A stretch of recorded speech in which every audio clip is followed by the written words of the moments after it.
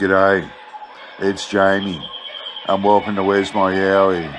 Today, I'm reading a couple of old newspaper reports about a Thylacoleo, or big cat sighting, at Haunted Hills near Morwell, Victoria in 1915. So we'll get into it. This was published in Victoria's Morwell Advertiser on Friday, the 8th of October, 1915, titled Lioness in Haunted Hills. The name of Haunted Hills suggests something uncanny, and it is only natural to expect the place to be the abode of spooks and things not seen every day.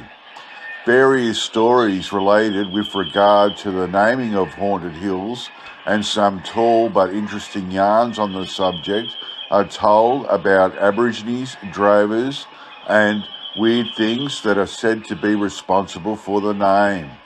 But we never heard until past few days that the said hills, in addition to being the home of bunyips, dragons, unicorns, etc., are also the haunts of lions. And if anyone doubts the assertion, that they have simply to ask Mr. Horace Brinsmead of Driffield, who vouches for the truth of the statement. It appears that on Saturday morning last, Mr. Brinsmead was out mustering cattle on the Haunted Hills and had just crossed a deep, scrubby ravine in Mr. Witt's paddock about 5 miles from Morwell, when his attention was drawn to a spot where there was a great corroboree among a number of magpies that were kicking up a great shindy. He was at a loss to account for the aerial display by the birds until he saw a yellowish-looking animal suddenly emerge at a distance of about 50 yards from him, and to his amazement found it to be a lioness stalking through some low scrub.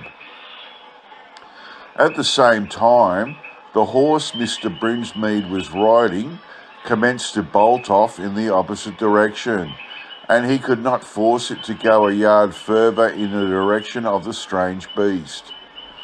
The animal moved along something like a huge cat and disappeared into a dense belt of scrub and has not been seen since.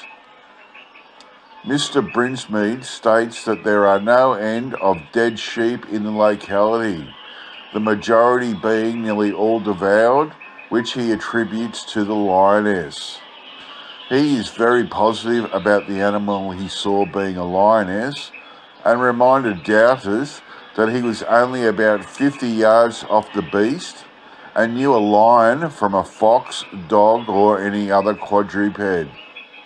He is prepared to put up £10 that the animal he saw was a lioness.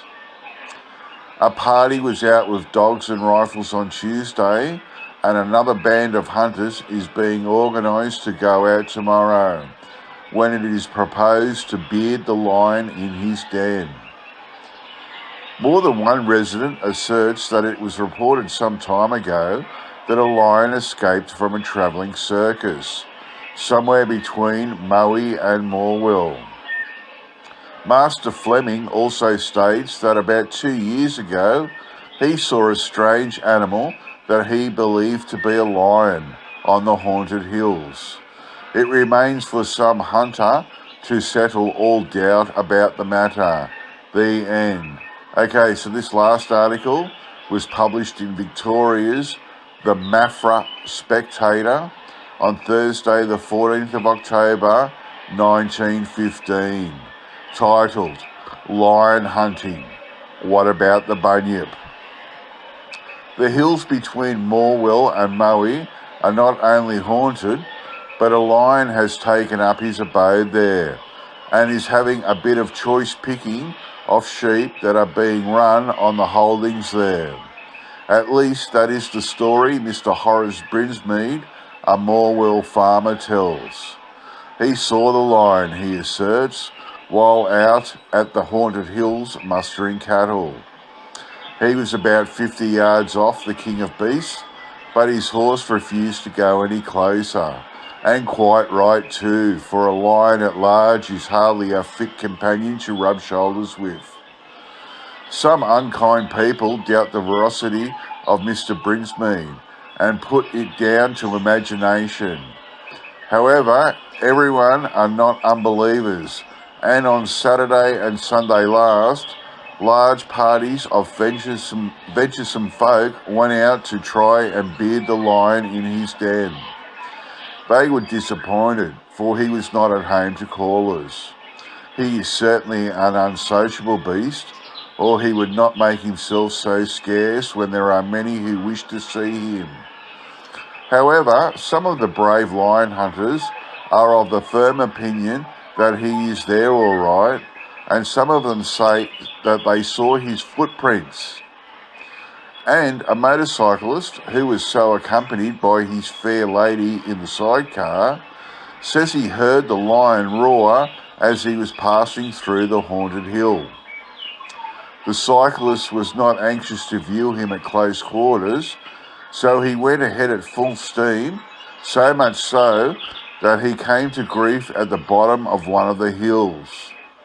But after patching up his damaged machine, he arrived at Thylacoleo all right. The lion should surely have more sense than to frighten people at night time. Let us hope that he is soon caught if he intends to continue these kind of jokes. The end. This is really interesting, this to me. The guy, Mr. Brinsmead, said it was a yellowish-looking animal, and he was saying that there's no end of dead sheep in the locality, and he reckons that the lion, and they're all being devoured by the lion, he reckons, and he's positive he saw a lioness, and said that he knows the difference between a lion and a fox and a dog and any other quadruped, and he put 10 pounds up to say that he saw it. And then his horse wouldn't go near it and took off in the other direction. And then some of the people that went out looking for it found footprints. And then this one makes me laugh a little bit. A motorcyclist, with his missus in the sidecar of his motorcycle, he heard the lion roar. So he took off at full steam and ended up crashing his motorbike in one of the bottom of the hills, which the lion's roar must have been so scary. But I bet his date with his fair lady didn't work out too well that day. So I'd love to know whether they're seeing a Thylacoleo or a big cat like an African lion. It's pretty interesting. Okay, that's it for me. I'll get back to you all next time. Bye.